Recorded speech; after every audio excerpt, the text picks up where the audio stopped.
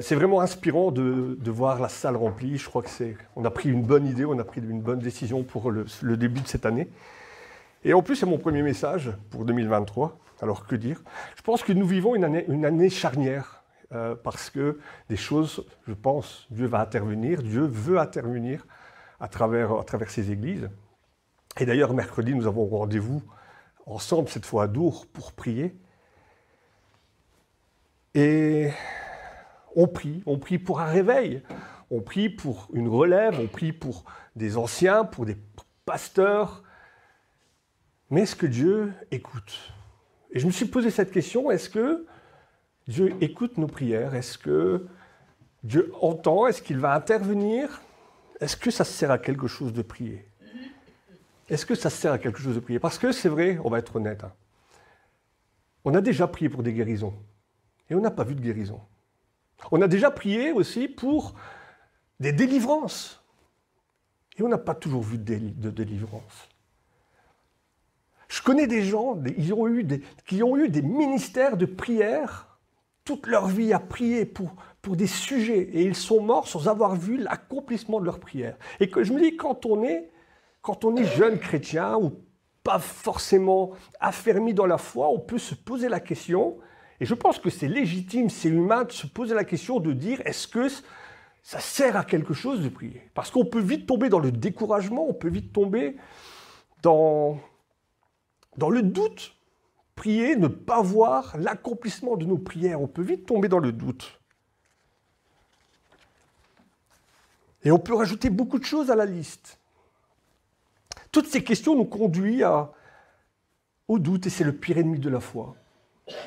Alors si j'avais un titre pour ce message aujourd'hui, la prière est-elle efficace? Alors j'ai pour cela un verset, je vous invite à prendre, ce sera le verset fil rouge pour ce message aujourd'hui, Luc chapitre 11, versets 5 à 13. Luc chapitre 11, versets 5 à 13.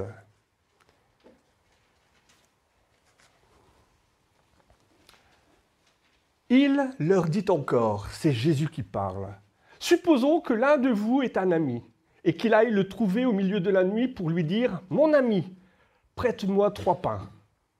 Car un de mes amis est arrivé de voyage chez moi, et je n'ai rien à lui offrir. » Supposons que de l'intérieur de sa maison, cet ami lui réponde, « Ne m'ennuie pas, la porte est déjà fermée, mes enfants et moi sommes au lit, je ne peux pas me lever pour te donner des pains. » Je vous le dis, même s'il ne se lève pas pour lui donner parce que c'est son ami, il se lèvera à cause de son insistance et il lui donnera tout ce dont il a besoin.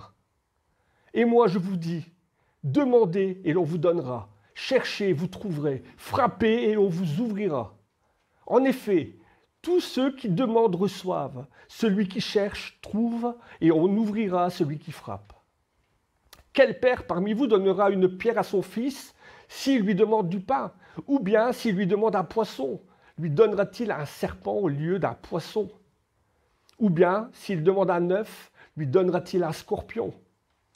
Si donc mauvais comme vous l'êtes, vous savez donner de bonnes choses à vos enfants, le Père Céleste donnera d'autant plus volontiers le Saint-Esprit à ceux qui lui demandent. Quel beau texte, hein? L'un des premiers livres chrétiens que j'ai lus, le premier livre m'a été prêté par Samuel et par Anne. C'était le titre, c'était « Connaître Dieu » par James Parker. C'était le tout premier livre que j'ai eu en main et à l'époque je ne le lisais pas. Et je pense que c'est peut-être même le premier livre qu'on m'a prêté à lire. C'est la première fois qu'on me prêtait un livre en fait, presque. Et ce livre a vraiment eu un impact important pour moi et d'ailleurs je l'ai même acheté parce que j'avais envie de l'avoir dans ma collection.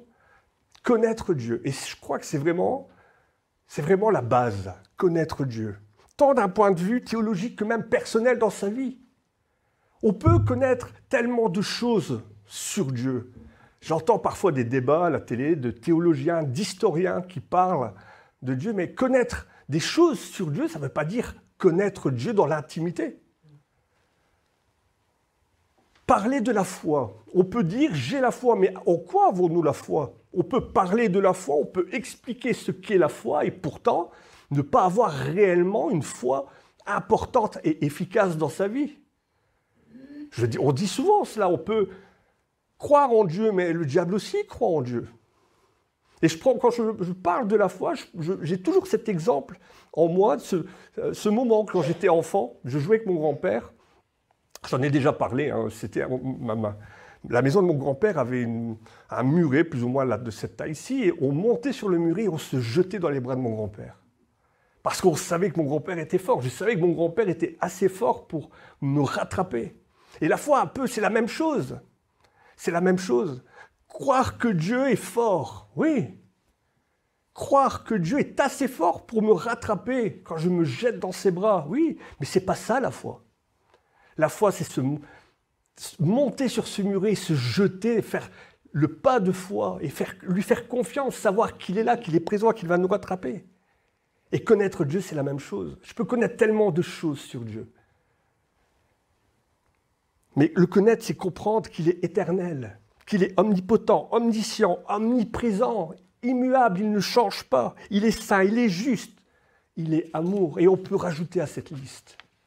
Connaître Dieu, c'est un petit peu, je vais prendre cette comparaison-là, à une boule disco. Vous avez tous déjà vu, c'est les boules disco à facettes. Et connaître Dieu, c'est connaître presque chacune de ses facettes, à travers sa parole. Et chacune de ces facettes nous éclaire sur sa personnalité, sur qui il est, comment il intervient. Et nous l'avons dit aujourd'hui, nous l'avons chanté aujourd'hui. El Shaddai, Dieu Tout-Puissant, Elohim, Dieu éternel, et ainsi de suite. Chacune de ces personnalités, il est berger, il est le bon berger. Job va dire ceci, Job 42, verset 2, « Je reconnais que tu peux tout et que rien ne s'oppose à tes pensées. » Connaître Dieu, c'est comprendre qu'il est au contrôle, que son plan est parfait, que chaque jour, il arrive à l'exécution. Connaître Dieu, c'est avoir confiance réelle en lui, posséder une foi puissante, une foi agissante, sans douter. Connaître Dieu, c'est arrêter de douter. Parce qu'on sait qu'il est là, qu'il est présent et qu'il est au contrôle. C'est ça qui est important. Au-delà de l'apprentissage de sa parole, c'est surtout avoir une relation avec lui. J'en parlais avec un ami dans la semaine. Mais douter et être surpris, ça fait partie de la nature humaine. Et même les disciples ont douté à un moment donné. Et même les disciples ont été surpris. Dans Matthieu 21, verset 22, versets 21 à 22, les disciples sont avec Jésus et Jésus se rapproche d'un figuier, peut-être pour cueillir un fruit, pour se nourrir, et il se rend compte qu'il n'y a pas de figue dans l'arbre. Et il va, je ne sais pas comment dire ça, mais par une parole, il va maudire ce figuier, et le figuier va sécher. Et les disciples vont être surpris de Jésus, vont être surpris de ce qu'ils sont en train de voir. Et Jésus va dire ceci, je vous le dis en vérité, si vous avez la foi et que vous ne doutez point, non seulement vous ferez ce que j'ai fait à ce figuier, mais quand vous diriez à cette montagne, ôte-toi et jette-toi dans la mer, cela se ferait. Tout ce que vous demandez avec foi par la prière, vous le recevrez. Et dans ce verset que nous avons lu, ce verset fil rouge, il était question d'une parabole. Et Jésus exprime souvent des vérités à travers ces paraboles. Et j'adore cette parabole en plus. J'adore cette parabole parce que je me dis, chacun d'entre nous, si cela nous arrive, je ne sais pas comment on réagirait, comment on pourrait réagir. Il est question d'un ami qui a un voisin, donc un ami, donc par extension, c'est quelqu'un que l'on aime, et il vient sonner à une heure tardive pour avoir un pain. Et cet ami va recevoir, mais d'une manière tellement surréaliste. J'imagine, vous avez des enfants de bas âge, j'imagine qu'à 1h du matin, je viens frapper à votre porte. Alors généralement, à 1h du matin, on se dit s'il y a quelqu'un qui vient, c'est un petit peu comme quand le téléphone sonne. Hein. On sait que c'est quelque chose de grave. On angoisse quand le téléphone sonne à ces heures-là, on se dit il s'est passé quelque chose de grave. Peut-être Frédéric est-il tombé en panne de voiture, peut-être qu'il y a eu un accident, et je viens frapper à votre porte. Et là, on s'attend à quelque chose par la fenêtre. Mon frère ouvre la fenêtre et dit qu'est-ce qui se passe? Et je lui dis t'as pas 3 pains.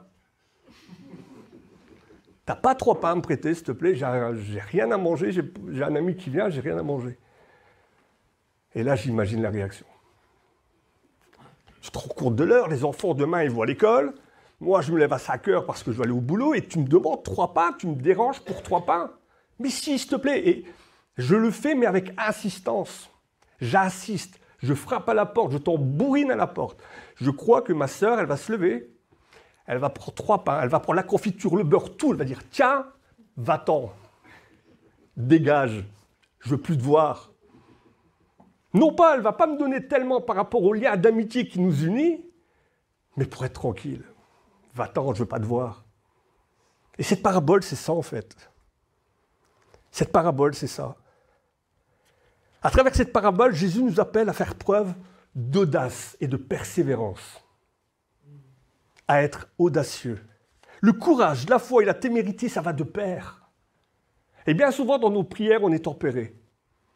Bien souvent, dans nos prières, on fait une petite prière en se disant « Moi, si Dieu n'intervient pas, je ne serai pas déçu. Et s'il intervient,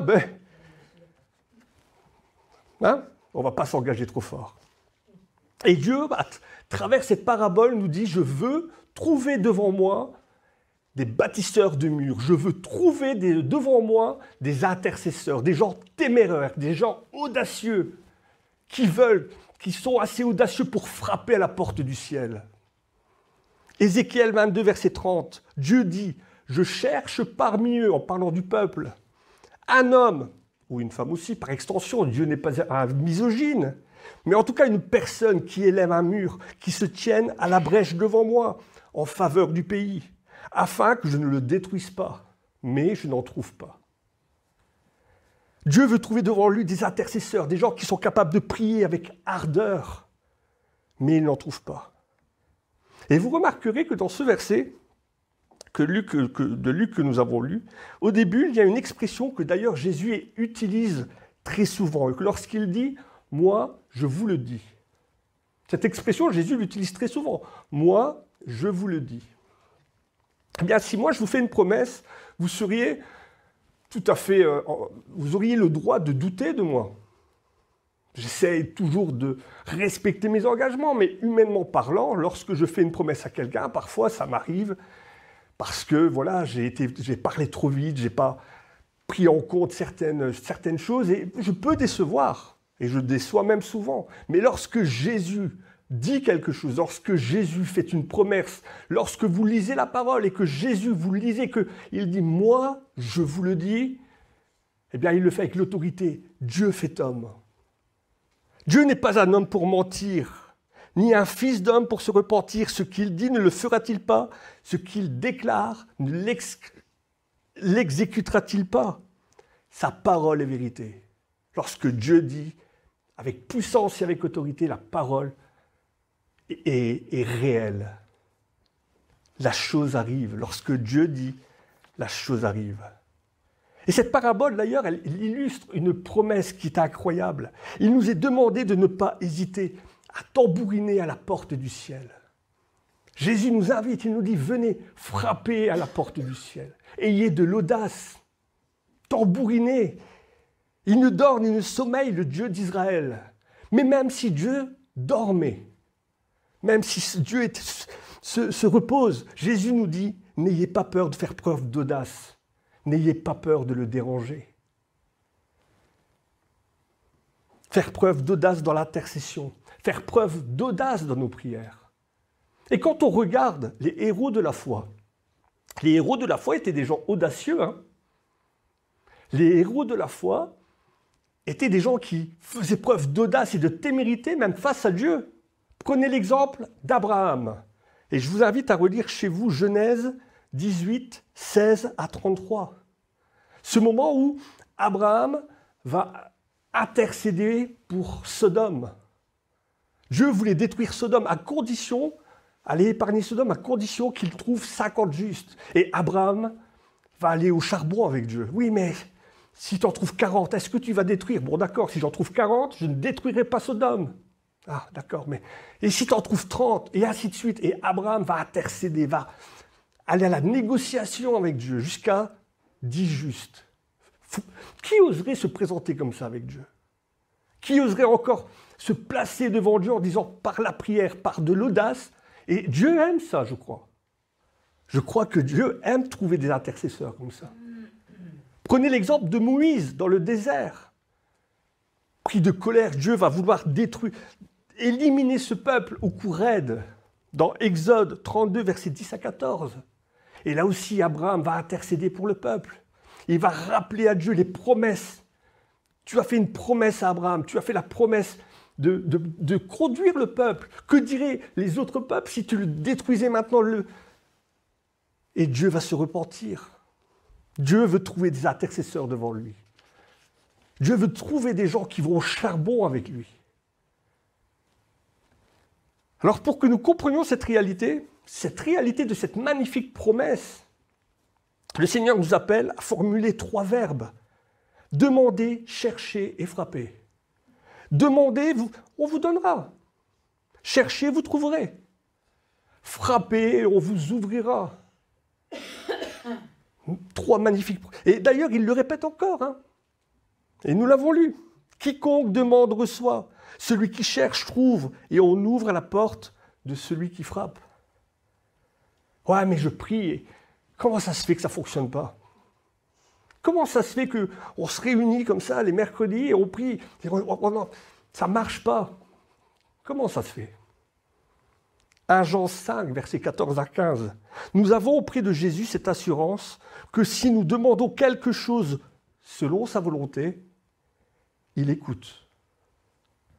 Et si nous savons qu'il écoute quelque chose que nous demandions, nous savons que nous possédons déjà la chose que nous lui avons déjà demandé. C'est-à-dire que lorsque je prie, selon la volonté de Dieu, eh bien, je l'ai déjà reçu. Lorsque je prie, j'ai déjà reçu ce que j'ai demandé. C'est magnifique, hein? C'est magnifique. Mais je pense que le problème n'est pas tant que de se poser la question, est-ce que Dieu écoute? C'est parce que bien souvent, je demande mal. Bien souvent, je demande mal. Et je devrais souvent dire plutôt, Seigneur, non pas ma volonté, mais ta volonté. Et Jacques nous le dit d'ailleurs. Jacques 4, verset 3, vous demandez, vous ne recevez pas parce que vous demandez mal dans le but de satisfaire vos passions. Dieu n'est pas un distributeur automatique. Il ne suffit pas de mettre une pièce pour recevoir. Est-ce que je suis encore assez humble, même dans ma prière, pour dire, Seigneur, non pas ma volonté, mais ta volonté. À toi soit la gloire. Et la réalité de cette promesse, elle tient sur un fait qui est en fait très simple. Et nous l'avons dit tout au début, connaître Dieu, c'est savoir qu'il est notre Père. La réalité de cette promesse, de savoir que Dieu écoute, que Dieu intervient, c'est parce qu'il est notre Père. Et d'ailleurs, le verset fil rouge que nous avons lu, c'est la suite du Notre Père. Nous sommes, pour certains, nous sommes même presque tous ici parents. Nous avons des enfants, nous avons des petits-enfants. Et ma maman avait une citation bien à elle à l'époque. C'est « Petit enfant, petit souci. Grand enfant, grand souci ». J'en ai fait l'expérience tout au long de cette semaine. Petit enfant, petit souci. Grand enfant, grand souci. Et s'il y a un mot qui définit le mieux celui de parent, père ou mère, c'est disponibilité. Papa, tu sais me conduire à gauche? Papa, tu sais me conduire à droite? Tu sais aller me rechercher? Tu sais... Quand ils sont petits, c'est toujours le dimanche, 5 heures du soir, quand tout est fermé, qu'on vous dit qu'il faudrait faire une photocopie. Il manque un bic. La disponibilité. Et à travers cette parabole, le Père Céleste s'engage à répondre, selon notre bien, aux besoins de ses enfants. Il est notre Père et il s'engage à répondre à nos besoins. Je sais que certains frères ont... Mais le fait d'appeler Dieu papa, pour moi, n'est pas quelque chose... C'est pas quelque chose de... Ce n'est pas un manque de respect, mais c'est ça en fait cette réalité. Il est notre Père, il est le Papa céleste. Il est notre Père. Alors, en tant que Père, il entend, il répond, il pourvoit, parce que comme tous les pères, il aime ses enfants. Et il nous aime. Alors pourquoi voudriez-vous qu'il n'écoute pas la prière d'un enfant? Il n'écoute pas la demande de son enfant. Est-ce que, en tant que père, en tant que mère, est-ce que nous avons répondu à tous les besoins de nos enfants? Bien sûr que non. Tous les besoins ne sont pas utiles. Et parfois, l'enfant, on doit lui apprendre à accepter le non, pour son bien. Alors, en tant que père, il agit exactement de la même manière, avec nous, avec chacun de ses enfants. Et quand je pense à ça, je plains ceux et celles qui placent leur foi dans des dieux qui ont des oreilles, mais qui n'entendent pas. Dans des dieux qui ont des yeux, mais qui ne voient pas. Qui ont des mains qui ne touchent pas, des pieds qui n'avancent pas. Relisez le psaume 115. Et le plus fou dans l'histoire, c'est que, aussi imparfait que nous sommes, parce que l'erreur est humaine, hein, je suis un papa pas parfait. Ouf. Je suis pas parfait comme papa. Ça a été compliqué à dire, ça. Ça a été compliqué à dire. Eh bien, je cherche quand même à donner malgré tout ce qui est bon pour mon fils. Je suis imparfait, mais j'essaie de quand même, malgré mon imperfection, à faire ce qui est bien pour mon fils, pour mes enfants. Et les non-croyants agissent comme ça aussi. Hein. Même les non-croyants agissent comme ça. Aussi mauvais qu'ils peuvent être, ils essayent toujours de donner ce qui est bien à leurs enfants, manquant souvent de sagesse et de discernement. Alors si notre Père Céleste, qui lui est saint, qui lui est parfait, à plus forte raison, sait-il donner de bonnes choses à ses enfants? Donnera-t-il un serpent à la place d'un poisson? Donnera-t-il une pierre à la place d'un pain? Lorsque nous prions, notre Père Céleste entend. Il intervient et il ne donne que de bonnes choses parce que lui, comparé à nous, il est saint, il est parfait. Il sait, il connaît. Il y a quelque chose qui m'a marqué par contre, et je ne sais pas si vous l'avez ressenti comme ça aussi, à la fin du verset, c'est que Jésus déclare qu'il vous donnera, il fera le don du Saint-Esprit. Et je me suis dit, mais pourquoi parle-t-il du Saint-Esprit? Pourquoi parle-t-il du don du Saint-Esprit à la fin du verset de Luc? En tout cas, du verset que nous avons lu, pourquoi parle-t-il du don du Saint-Esprit? Matthieu, lui, par exemple, lorsque, dans Matthieu 7, verset 11, il dit « Votre Père qui est dans les cieux vous donnera de bonnes choses à ceux qui lui demandent. » Et Luc parle que le Père qui est dans les cieux fera le don du Saint-Esprit. Pourquoi parle-t-il? Pourquoi y a-t-il une différence entre ce que Matthieu dit et entre ce que Luc dit? Eh bien, tout simplement parce que le Saint-Esprit, c'est le donateur lui-même.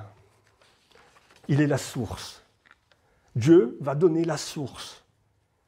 Peut-être certains d'entre vous, dans les prières les plus intimes, vous avez besoin de consolation. Eh bien, Dieu va vous donner, non pas la consolation, mais il va vous donner le consolateur. Peut-être certains d'entre vous ont-ils besoin de puissance dans leur vie. Eh bien, le Père va vous donner la source de la puissance, l'Esprit Saint. Vous recherchez à gagner en amour, en joie, en paix, en patience, en bonté, en bienveillance, grandir dans la foi, avoir plus de douceur, de maîtrise de vous. Eh bien, c'est le Saint-Esprit qui donne tout cela. Il donne le donateur lui-même. Il se donne lui-même. Il ne donne pas un objet, il donne la source de l'objet. Le Saint-Esprit. Dieu va au-delà de ce que nous demandons. Alors faites attention dans vos prières, faites attention à ce que vous demandez, parce que vous pouvez le recevoir. Hein. Là où le péché abonde, la grâce surabonde. Abraham voulait un enfant, il va être le père d'une nation. J'en voulais qu'un.